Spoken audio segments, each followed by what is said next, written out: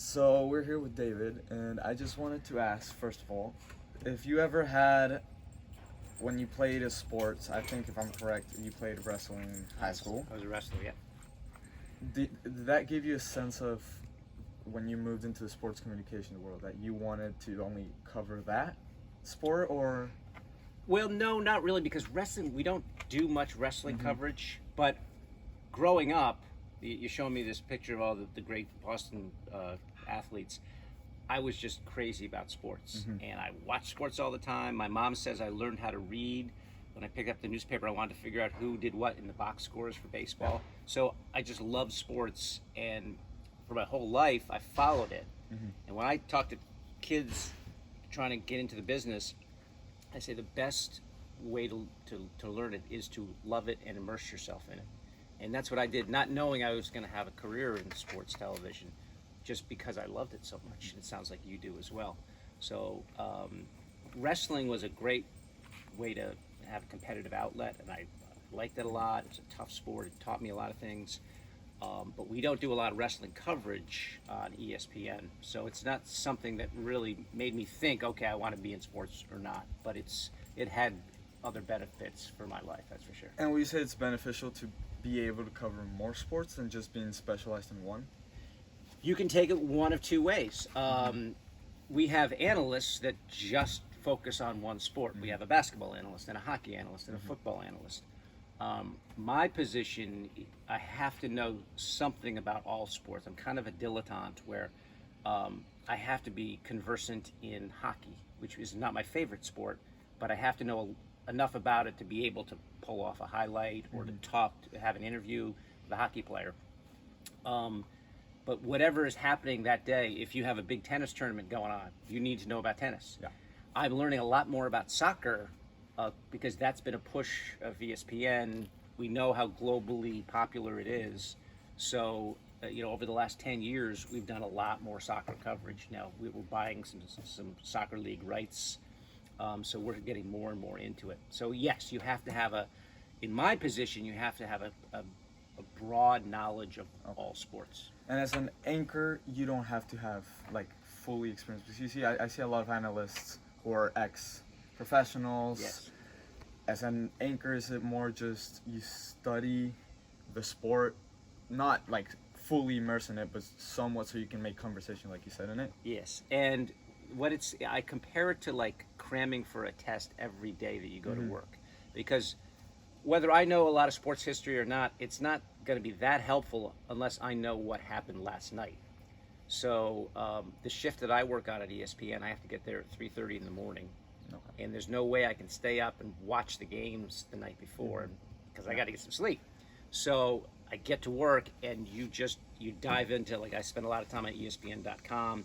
I'm watching with my left eye. I'm watching SportsCenter from the night before. I'm at my computer. I'm digging around for research and information, and you're basically getting completely caught up on everything that happened the night before as fast as possible, and then writing it all down. Oh, I know somewhat on that for tests, at least. Yeah, it's like taking a test every day. Yeah, exactly. You have to learn all the stuff, and then you have to put it down. And then apply it, yeah. Exactly. And I've seen a lot of, while researching, I've seen a lot of sport anchors or analysts as well. They didn't study at least sports communications. I know you studied international relations Yes. from Colgate. Yes. Do you need to focus on sports communications, or can you study something else and then maybe still apply for? I think it would help to study sports communications. Now, I did it a different way, and it worked for me way back when. I think these days it's a little bit more competitive, Bernie, as far as kids your age are starting to figure out, hey, I want to get into this. And then in college, they're going to TV or radio stations on campus, and they're working, and they're getting reels made, which is basically tapes showing what you can do. So I think it's a huge plus to study communications, because you're going to be going up against people who are, the competition is there, and there's a lot of people that want to do what you want to do. Now, it's not impossible to do it the way I did it, but it's sort of unorthodox, and it's tougher, I think. And with an internship, usually that can put you on the right path. Yes, absolutely. I was telling you, my son Dugan's 20, and he just yesterday started working for Little League. Okay. And it's his first like line on a resume that's has something to do with the career that he wants to get into. Um, so an internship, yeah, that's like the first stepping stone. Well, taking part in a TV radio station at school, doing work, you can do it if any of these schools that you're thinking about would have that kind of resource, and then they also will help you getting internships at whether it's a TV station or a network or a newspaper or whatever it might be. And well, you took some internships. I think you started in Georgia. Was it specialized in sports, or was it something else, and then you moved into the sports side? No, it was a local TV station, a small station in Macon, Georgia, and I worked as an intern for the sports department. Okay. And I didn't know anything about anything. I went down there. They taught me how to use a camera to shoot video of games and do interviews. They taught me how to edit video. They taught me how to do on-air stuff, look at the camera, address the camera, read the teleprompter. It was basically learning on the fly. Okay. And to me, that's the best way to learn. And so I did that for 11 months, which is an incredibly long internship, But it wound up, I was able to make a tape and drive it around the Southeast, and I was able to get a job out of it. And with all the accessibility you get with the internet these days, taking initiative like this interview, or just creating, while you're maybe in an internship as well, you can create your own YouTube channels and start your own semi-network. Does that also help when applying for jobs and putting in your resume that you have some experience in that field as well? Absolutely. There's so many different avenues nowadays for guys your age to break into the sports business. And as you said, the word initiative, that's what it's about. It's like you just create something out of, you can do that by yourself almost. You don't need a whole TV station or network around you. You can do all that kind of work with a phone or a computer or whatever it might be, as long as you have the drive to do that. So yeah, that's a great way to bust in. And like kids like me, a lot, at least I see when I see sports analysts, and all I see them is them enjoying the sport, and just instead of me seeing them in the job, I see them as just having fun, because they're covering their meetings, the stars are meeting, they're traveling to Europe. Is it always like that, or is it sometimes like between that? Is it always enjoyable? Is that what you're asking? Enjoyable, yeah. No, there is some stress and strain to, I think, any job, but certainly I can attest to the one that I have. Hopefully, when you're on the air, you're having some fun, because that's sort of like the payoff at the end of the day. You do all the work ahead of time to get to that hour or 2 hours or 3 hours on air, and in part, some of it's a little acting. So you're not always doing back handsprings and it's all sunshine and rainbows and lollipops. There's some tough parts to it. It can be a grind at times, but hopefully it's enjoyable, because hopefully you enjoy your job. I do, and so hopefully that comes through on the air. And it's been what, like 25 years, I think, in ESPN? Yeah, coming up on 24 years. Yep. And in those 25 years, was there ever doubt that you would be able to, or say like any doubt that this was the wrong job for you, or was it always sports is my thing, I want to stay with it? Never a doubt that being in TV sports was not where I wanted to be. Early in my career, you're always striving for what's the next thing, and where am I going here, and where am I going there. And then when I got to ESPN, I felt like, okay, I'm good to be here for the rest of my career. So I've always been 100% committed to the job that I have. And you have to stay, there's always competition coming in, right? So you have to stay like at the top of your game all the time. Yeah. It's my dad, like he always tells me, it's not easy to reach the top, but once you reach that top, the hardest thing is to maintain yourself and not get like comfort and be, oh, I'm here now, I can take it easy. Is then like anything in the world, someone else can just come right in and take it.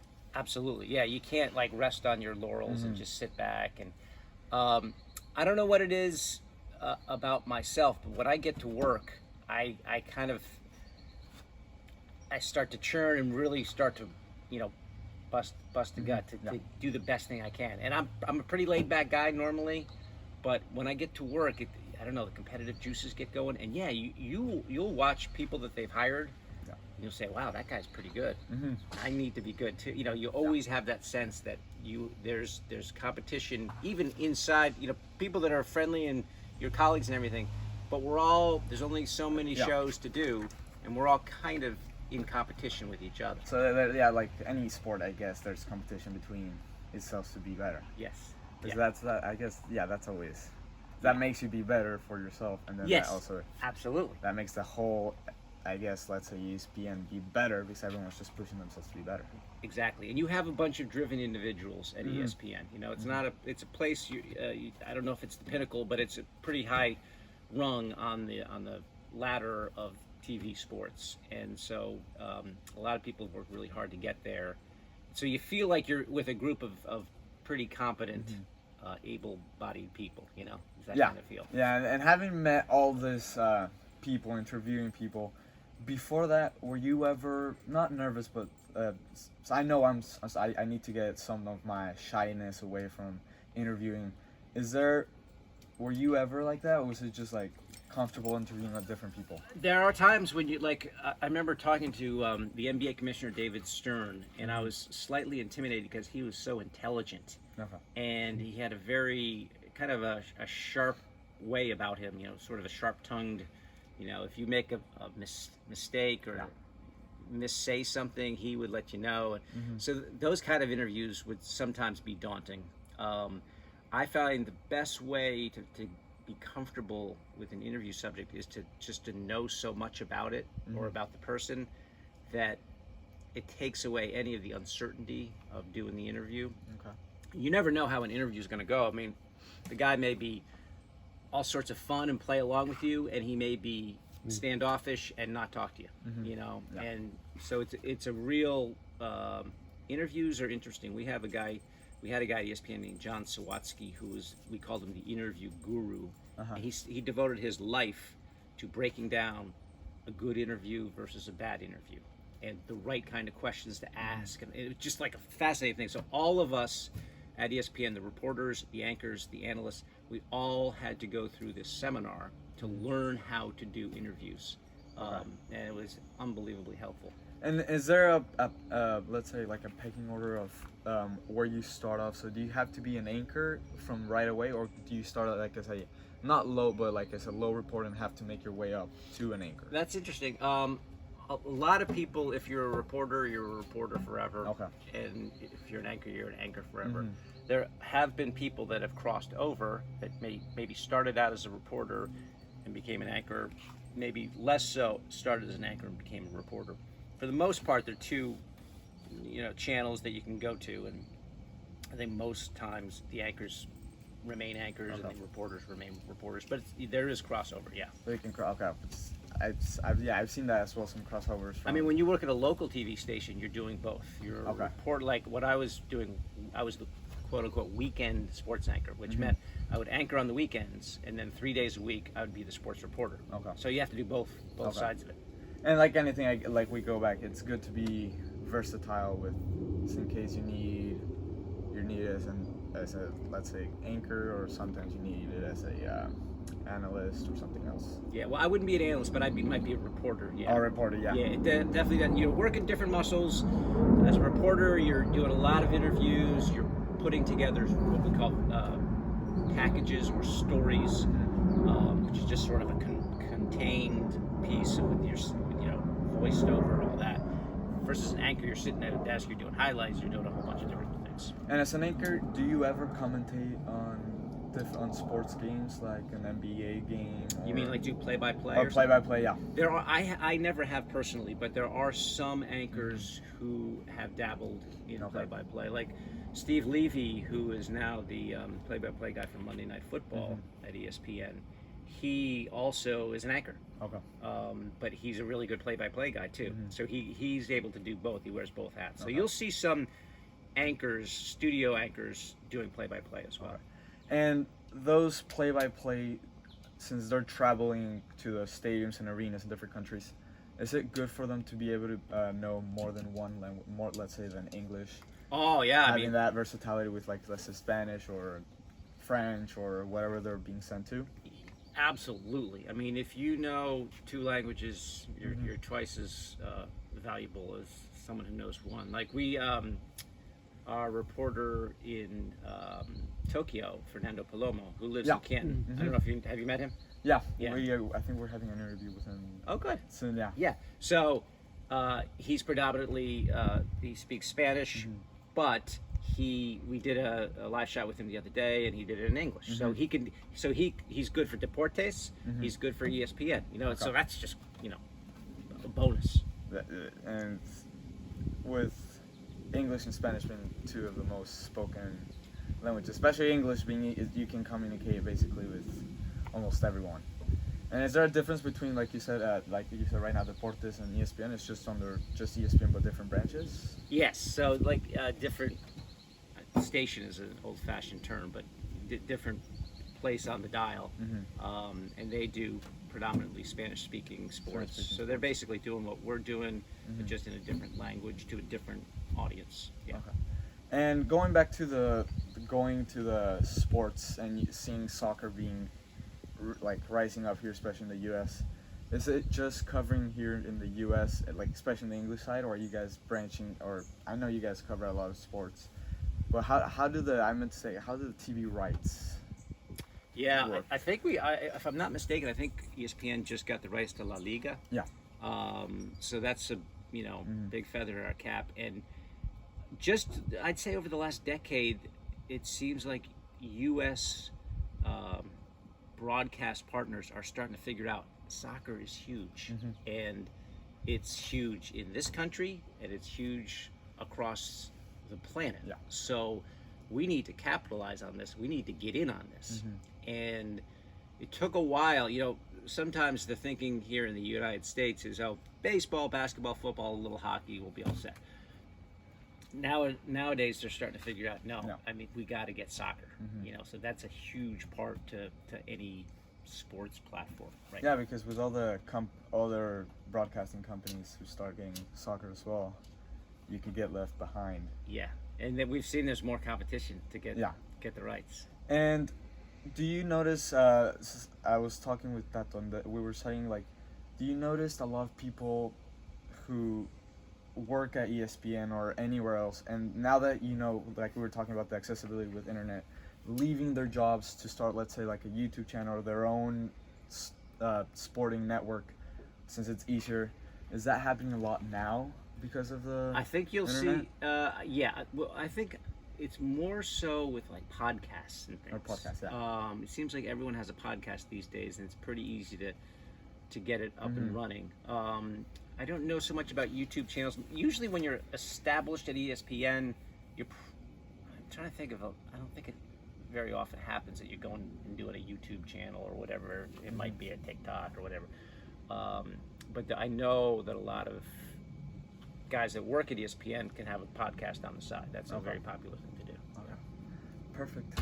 Thank you, Ron, David. My goodness, you can really interview. I mean, that just came off, seriously. Like, I do a lot of things with high school and college kids, and a lot of times they'll sit there and they'll read a question, and then I'll answer it, and then they won't like hear me talking, and they'll just read the next question. You did it very conversationally. I mean, that shows a lot of poise. Seriously, this guy. In English, actually, this year I was telling him before, because my mom and dad were actually kind of worried of my interviewing skills, but I told them in English we took 3 months, I think, to interview a Vietnam veteran. So the first 2 months it was learning etiquette, always to be respectful. And then the other month was researching. That way, because I did on the car. I say to my dad, it's like a gift that I can for tests. I would not study until like an hour before, and just look at the review I did, memorize everything, and then just apply it to the test, and I would do well. So on the car You ride got over one of those here- brains, huh? Okay. I guess, and then on the car ride over here, I was just looking at, there was an ESPN bio on you, and then another one. I always try and focus on the things that stand out. So I was the Colgate, the Georgia internship, and then I just memorized them, and then Yeah, but you weaved it in. Like, And then- it didn't seem like you had question 2, then question 3, and what I was saying about listening, that's More flexible. Yeah, make it a conversation more than I'm going to just fire these questions. I'm not even going to listen to what you said in the answer, and then I'm going to go on to the next question. You picked up on some of the things I said, and you followed up with good questions. yeah, and I learned that kind of with Raul Alegre, because I had 10 questions in Spanish and then 10 questions in English, just so they could see that I can speak both languages. But I only looked at the first one to start it off, and then I told my dad I just used what he gave me as a way to ask questions back, and then use some of the information I had stored from him, from the research I had, into him as well. That's you're far beyond your years doing that. I'm serious. A lot of professional 50-year-old guys don't do that. So Thank that's you very very good. much. That's very good. So you don't even on TV. You never see them looking at their papers with the questions, and you see the conversation flow so well that I always think, okay, they either. Well, now some of that's cheating though, because if you're looking at a camera on TV, You have the prompter. You got the teleprompter. Yeah. Okay. So don't give us too much credit. And I had a question. Do you know the group ESPN FC? Yeah. Because that's the ones that I always watch, because they're more soccer oriented. So I always watch them, and sometimes they look. I know Dan Thomas is the anchor there, and he sometimes looks at the camera, but most of the time they have the 3 analysts who are ex-players. You have Dan Thomas. He asks them a question or about the game, and it's just a full conversation between them. Now that's when you're a studio host and you've got guys and you can talk the subject. That's great. Yeah. And then that's like, ideal. okay, they either memorize the questions, or then I started looking it up and researching. Sometimes you use the info you get from the interviewer with what you researched, and you form your own questions in the interview. Yeah, if you can pull that off, you're miles ahead of the game. Thank you. And I think the most important part you said is a lot of people is working just in the questions and never hear the answers. Right. No? Right. Yeah, and of course you are interested in my answers or not. Right. It's like you could ask a player, what's your future like? I just decided 5 minutes ago I'm going to retire. And then you'd ask the next question without even listening to the answer. Yeah. And then what will you do? Yeah, it's like you've got to listen to what they're saying. Then you can elaborate and go from that. You can follow the answer. You can follow with another, with the same topic, no? Yeah. Now, how do you know Tato? Long time ago.